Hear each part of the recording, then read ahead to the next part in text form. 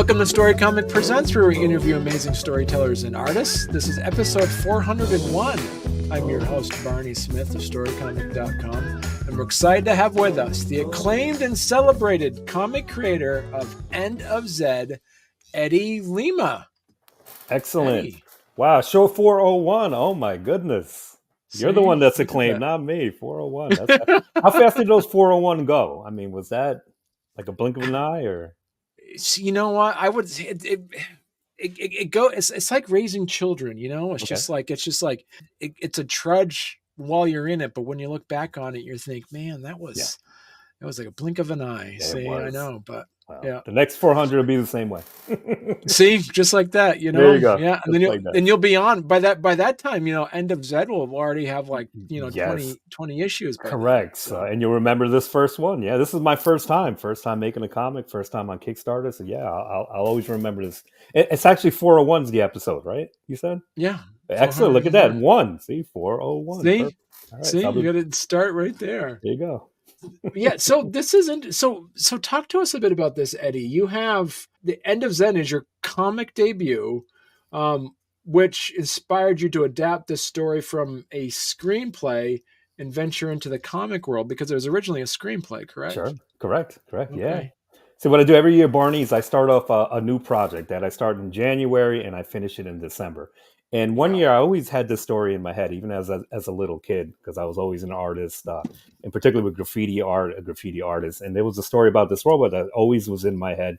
And I said, let me write a screenplay, a movie screenplay. And I'm going to have to teach myself everything about it. So hit YouTube, read some books. One of my favorite books was Save the Cat, which was an excellent book. And it teaches about, I love it. Oh my gosh. About Save the Cat. Teaches about the 3-act structure and character arcs and all that. So the tangible thing I needed in my hand was I'm going to take the first whole year to do it. And then after the year, if I have a screenplay in my hand, I did it. So that year I had the screenplay. Excellent. So now the second year, what am I going to do with this? I could either make a movie or make an animation. I said, it would really lend well to a comic book, especially how graphical it is and the images and everything. And I'm just a regular artist. I knew I had to take on, someone who does sequential art. And so then, I dedicated the whole year to, I'm going to make this comic. First thing I got to do is take the movie script, turn it into a comic strip, because there's certainly differences, and then hire artists, because I knew I'm not a sequential artist. I needed artists that could work with me. Being an artist myself, I may be a little too demanding, so hopefully they can work with me. And then, and also the story had a lot of things that I was looking for, in particular in an artist. Mainly, the storyline and all the episodes will take place in one night, so I knew everything's going to be night scenes. So color, as well as lighting, were going to be super, super important. This is actually an Instagram post that I did here. This is me drawing it, my interpretation of it. These were the very beginnings. Huh. Yeah. With 25 years in graphic arts and a history as a graffiti artist, how did these experiences shape the visual and thematic elements of End of Zed for you? Yeah, excellent question, Barney. Right now, my day gig is like an art director, so I deal with so many projects through the year, and not only that, but I certainly deal with a lot of different artists. I do a lot of video works. I could deal with voiceover artists, so I really do have a good experience of collaborating with other people. So I think that really helped in this regard, especially since as a traditional artist, what I did in these panels, the ones that I handed over to my comic artists, I already had them all established. I drew them all. And then he went in there and then he beautified them, that's for sure. So that experience certainly helped. The hard part, though, Barney, was, when I'm working on a project that's not necessarily mine, that's not personal, it's very easy for me to kind of make decisions on it. But this was personal. This is something that came from my story. And so I noticed real quickly that when you have personal stakes in it, that it's a little bit more stressful and a little bit more harder to get what your vision is, because it really means something. Really means something. So then it kind of opens up my next question too, because this takes place in 1980s, early 80s New York. What was it about that setting that drew you to making this take place? Well, they tell you to write what you character. know, right, Barney? So, like, I grew up in that generation of the 1980s. Being from the suburbs, about 30 minutes away from the city, you have a different look of what the city is. And you notice that everything that happens in the city will eventually hit you. And then not only hit you, but eventually hit the country. So, a lot of Right. culture, a lot of things that I was noticing in the city. I had an aunt who lived in the city, for example, and I would visit her. At around 11 or 12 years old, I had exposure to them. And that's when I had my first exposure to graffiti art on trains. This Okay. is when they had graffiti on trains back then. The hip hop culture, which ushered in new music and new fashion. So being close to that, that really influenced me and influenced the story that I wanted to tell through Zed, through the end of Zed. Yep. Okay. Now, so Zed is a robot Yes. with no memory navigating a chaotic urban world. So how Right. did you develop his character, and what does his journey of and does his journey of self-discovery represent something? Because you did mention like save the cat and stuff. Yes, well, it certainly represents me. When I think about that age, I had a lot of holes in my life, and they were filled with the same thing that Zed's going to find in his journey that fills him. So he lands in 1982 in the South Bronx. He's badly damaged. He has zero memory. He's got barely can't maybe 20% of hearing, maybe 25% of vision. So he is really badly damaged, Mm, and he has to navigate through one of the most turbulent time in the city's history, Barney, because not only did it see the beginnings of the crack epidemic, which started there and then eventually took over the whole nation, but it also saw the positive impact of hip hop, which, as I was telling you okay. before, ushered in new music and everything. So as he's going along in this environment, he sees the negative as well as the positive, and it's the positives that actually heal him.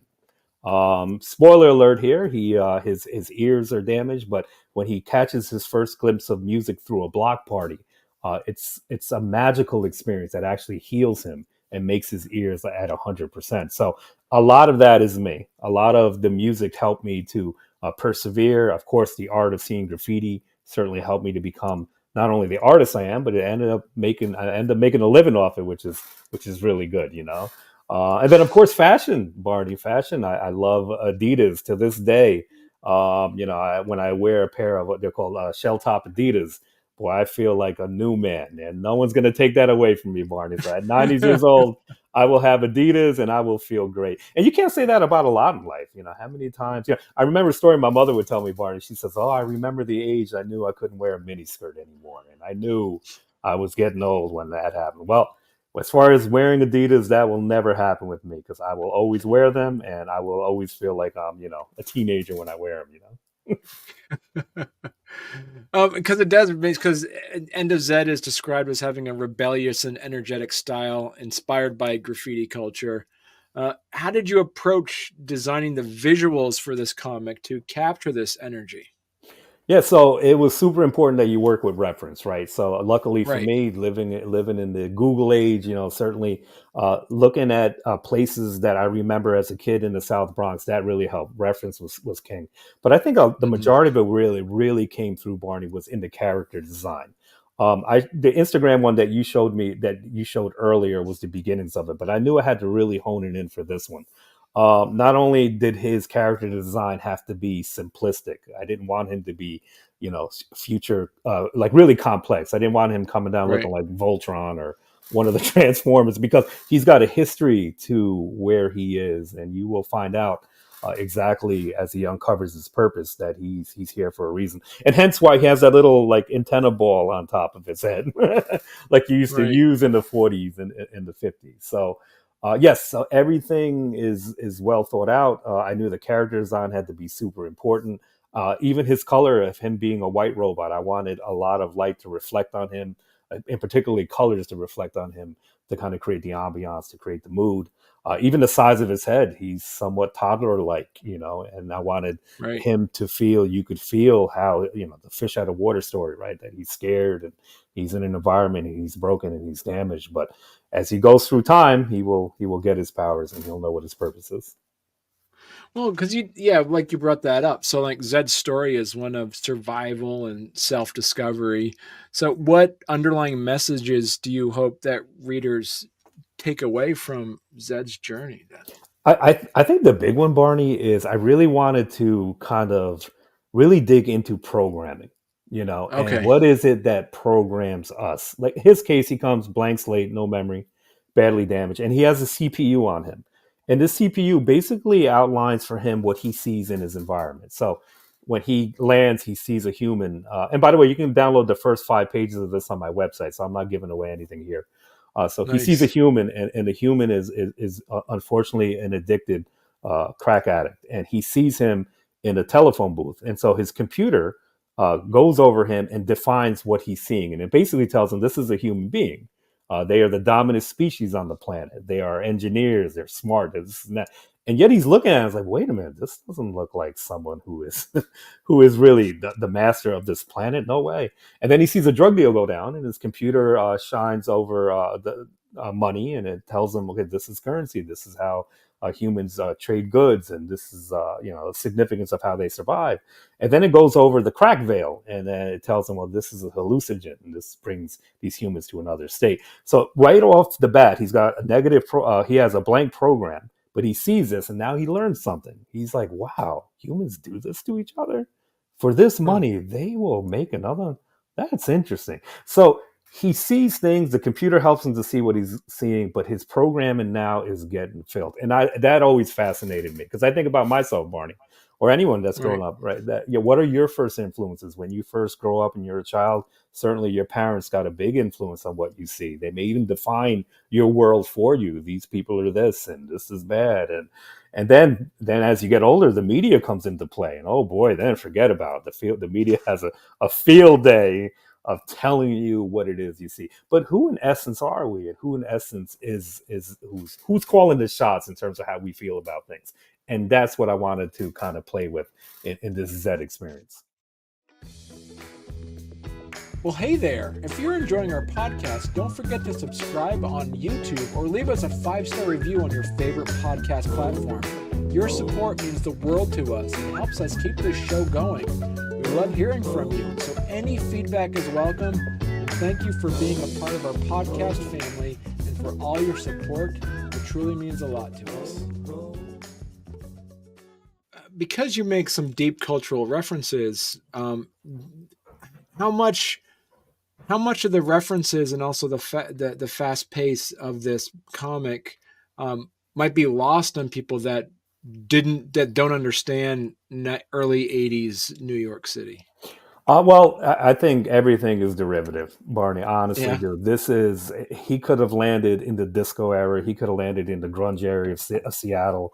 It's all the same thing in the sense that it's pretty derivative in that sense. What makes this unique, though, is I do think that time offered the best of what the city offered and the worst. And so to mix a robot into that really teaches you not only about him, but ultimately will teach you about yourself in terms of how you feel about things. Um, so yes, the time I think was super important to kind of convey that message, and especially since I grew up in that time, so I only could write what I know. Write what I know. How do you go about integrating? You mentioned before, like the music and the fashion, the art of the 1980s, into the actual aesthetic as well. Reference upon reference, remembering stories. It's great to live in the Google age where you can look up and you can see exactly how you look like in the '80s. Maybe that's a bad thing, but yeah, at least you can get some pretty accurate reference for it. And the artists that I'm working with, they're from Brazil. I wanted to make sure that I worked with artists that were real sensitive to colors. And the Brazilian culture just celebrates colors, and so it was Mm. really cool to work with them because they understood what the vision was in terms of how important color was to the comic. So I think that certainly helped, and showing them and taking them down the road of showing what the fashion looked like. This is how graffiti looked like on the trains, and try to make it as authentic as I could because I really do want to make it historical as much as I could. You also kind of explore, correct me if I'm wrong, but you kind of also explore it's either destiny or choice. Like, do you how how do you explore this through the eyes of Zed? Well, I think that's gonna come when when you find out what his purpose was here and his Okay. origin. And so, mind you, he's a blank slate. And then as he's experiencing all these things, both good and bad, ultimately he's gonna have to make some decisions that he's gonna have to choose one or the other.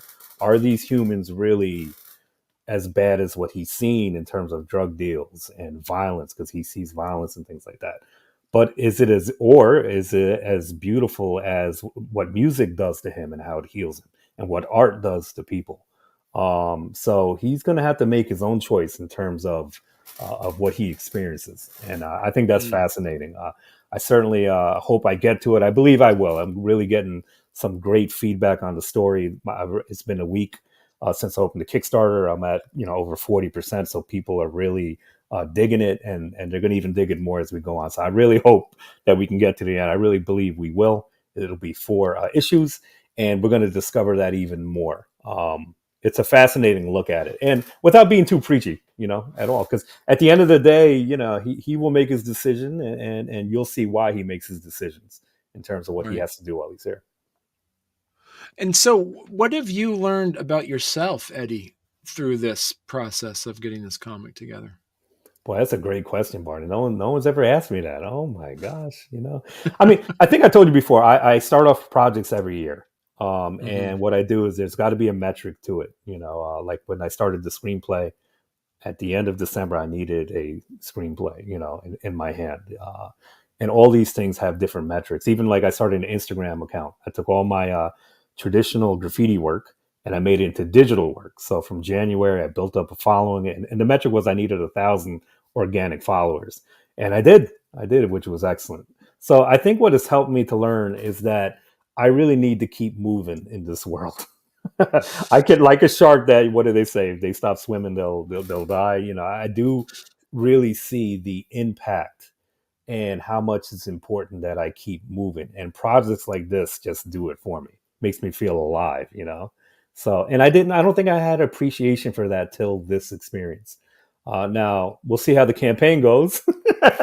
Let's hopefully I'll feel that optimistic when it's over. No, that's not the case. Actually, I'll be doing a lot more with this. But yeah, certainly I think that's what it has. It's highlighted the fact that as I'm getting older, certainly I don't want to be stagnant, and there's still more to learn, and there's certainly more to do.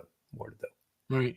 Yep. So, what advice would you give artists and writers that want to make an independent comic that utilizes their own personal experiences and cultural roots? I think the first thing you got to do is probably think of that story that you have in you. And then you have Okay. to ask yourself, not everything needs to be a story. It could be a lyric, it could be a poem, it could be a script, it could be a comic book. Mm, Find out what your story is in terms of how you want other people to relate to it and what you want them to glean from it. So I would give that's the best advice I would give. Just don't say I'm just going to write a comic because it looks like it's fun with your story. Certainly you could do it, and you'll probably have a good time doing it. But in terms of your story, figure out what it is. Your story, is it a poem? mm, Is it a lyric? And I think once you have that, you can kind of see now how you're going to translate that into that medium that you want to do. And the second piece of advice, Barney, don't let anyone stop you. I think all of us, we were talking about kids earlier, and having families, and it's great that we're there for our families, and certainly that's what we're here for, especially as fathers. The how profound your job is as to your kids, especially in this day and age, is super significant, super important. So, but you also need to take care of yourself.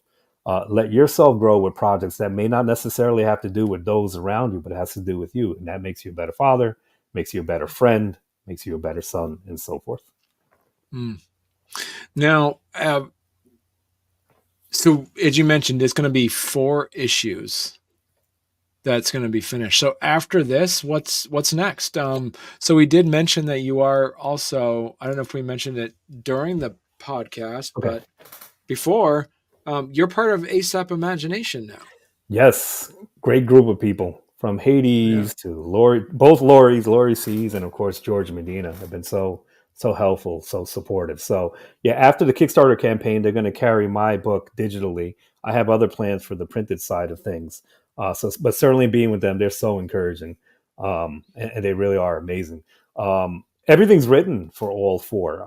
Little tweaks here and there, and it's amazing. Like, and Barn, in your case, have you ever created something and then looked at it 3 or 4 years later and said, you know what? I think I should have changed this or I should have changed that. Have you ever did that in anything that Well, you created?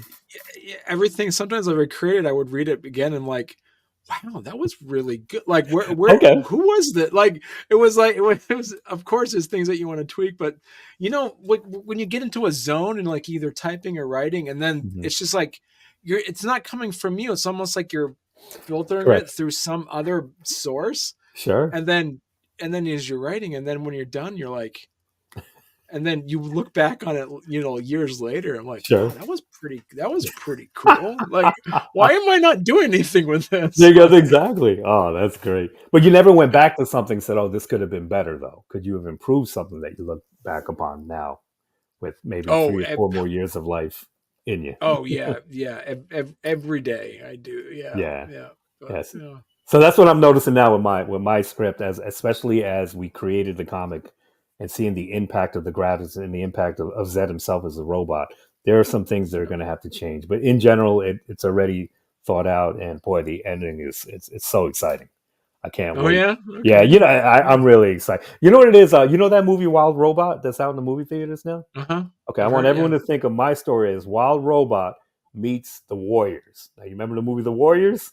Yeah. From the the '80s That's movie. what I want you to think. Exactly. Wild Robot meets the Warriors because Warriors are certainly a big influence on the story. In particular, how the Right. Warriors needed to get from A to B with not Okay. much time and everyone after them. So So Eddie, let's say someone's listening to this podcast or watching this interview 2 years from now, and they said, "Wow, I missed this Kickstarter. It was 2 years ago." Um, how will they get their hands on a copy of The End of Zed? So by that point, I'll probably be on my fourth Kickstarter, probably on the fourth one, right? But my Yeah. website will have it. I'll probably build something where my website where I can actually get it to you. And with ASAP, I would want them to take care of the digital side of things. So that's the way I envision it now. That's the way I see it at this point. Okay. Yeah. And so for those that want to learn more about you and follow your work, the best place they can go to is the endofzed.com. Is that That's one of them. Yep. End of Zed, and certainly that's going to change as time goes on and the Kickstarter is over. But also on Instagram, I have the End of Zed, my Instagram account, and I also okay? have the ZNK238. That's my graffiti site that Okay. also is on Instagram. Lately it's been connected to End of Zed, so kind of like what you see in one is what you see in the other. So Okay. yes, if you need to contact me, those are the places that you can connect with me with, and you can kind of see the latest updates on. So you said ZINK? Yep, ZNK 238. That's the yeah ZNK 238. That's the two-three-eight. I'm sorry. You're looking for the ZNK 238. That's an Instagram. Yeah. Oh, So if you that's go to your Yeah, Instagram. that's it. Yeah. So if you go to Okay. Instagram, yeah, um, Okay. you just type that All in right. and that'll put you in. I also have my ZNK. I also have the End of Zed on Instagram as well too. Okay. Cool. Yep. All right. Yep.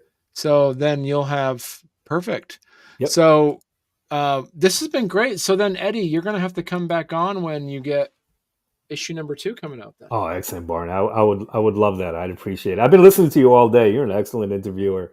I appreciate the energy you give to people and the questions. I don't know if you noticed this, but if you listen to other podcast shows, you ask some pretty profound questions that really are so thought provoking. Like that Oh, last one thank you you. just asked me. So really, really keep doing it. What you need, I think, is Perfect. a radio station with the antenna. See, That's what I you see. I need. gotta take this to the radio. Where are you gonna find one of those? Where can you Yeah. find one See. of Yeah. those? But Red, no, I appreciate your show, and I'll always be listening now. And it's yeah, and plus you appreciate those at ASAP Imagination, so I feel like I'm home. See. I feel like I'm home. Exactly. Yeah. Those are Came my back home. peeps there. Yeah. Excellent. Well, thank you so much, Eddie.